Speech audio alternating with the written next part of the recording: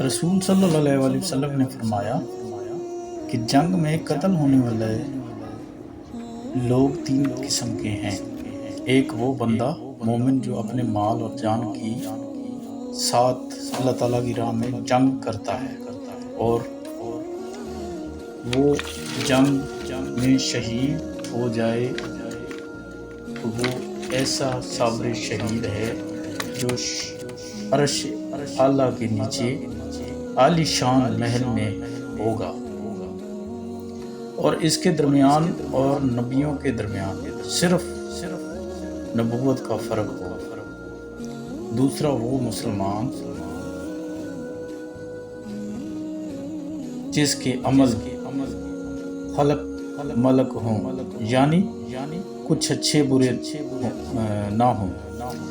جب ایسا شخص جنگ میں شہید ہو جائے تو اس کو اس کے سارے گناہ بخش دیے جاتے ہیں، کیونکہ تلوار گناہوں کو مٹاتی ہے۔ ایسا شخص جنت کے جس دروازے سے چاہے جا سکتا ہے۔ تیسرا وہ منافق ہے جو اپنی جان اور مال کے ساتھ جنگ کرتا ہے۔ تیسرا وہ منافق جو اپنی جان مال کے ساتھ جنگ کرتا ہے، جب وہ جنگ میں مارا جائے تو وہ دوزخ میں جائے گا، یعنی وہ دوزخ میں جائے گا، اس لیے جائے گا کیونکہ تلوار گناہوں کو مٹا دیتی ہے، لیکن تلوار نفاقت کو نہیں مٹا سکتی۔ حدیث مبارک سے زور روشن کی طرف عیاں ہوا کہ جس دل میں عشق مصطفیٰ صلی اللہ علیہ وسلم کا بصیرہ ہو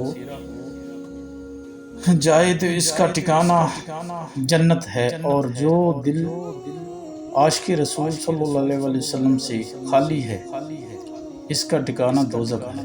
دوستو، رسول کا عشق ایک ایسی تلوار ہے جو ہر برائی کو کاٹ دیتی ہے۔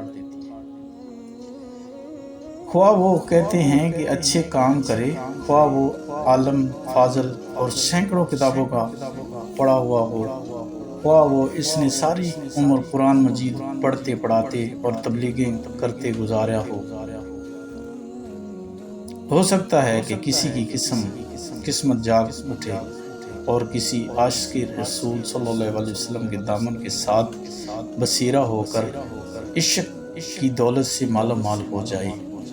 دوستو، حضور صلی اللہ علیہ وسلم کے عشق کی دولت ضروری ہے، لہٰذا آپ لوگ حضور صلی اللہ علیہ وسلم کی دولت سے مال و مال ہوئیں، اپنے بچوں کو یہ حضور کی تبلیغ کریں اور آنے والے کل کو دیکھیں حضور کی تبلیغ ضروری ہے، کیونکہ حضور صلی اللہ علیہ وسلم جاتے ہوئے بھی اپنی امت کے لیے دعائیں کرتے رہے اور اپنی امت کی بخشش مانگتے رہے۔ لوگوں میں یہی نام تھا، میری امت کو بخش دینا، میری امت کو بخش دینا۔ تو حضور صلی اللہ علیہ وسلم کی اطاعت کریں اور ان کے دین کو سمجھیں۔ حضور صلی اللہ علیہ وسلم ہمارے لیے آخرت میں بھی شفیع ہے اور اس دنیا میں بھی۔ اللہ تعالیٰ آپ کو صحت اور تندرستی عطا فرمائے۔ پیارے دوستو، اچھی بات کو دیکھنا اور پڑھنا اور شیئر کرنا یہ ثواب ہے۔ دوستو، ویڈیو اچھی لگی ہو تو اس کو سبسکرائب کر دیں اور بیل آئکن کو بھی دبا دیں۔ ویڈیو دیکھنے کا شکریہ۔ اللہ آپ پر رحم و کرم نوازی فرمائے۔ آمین یا رب العالمین۔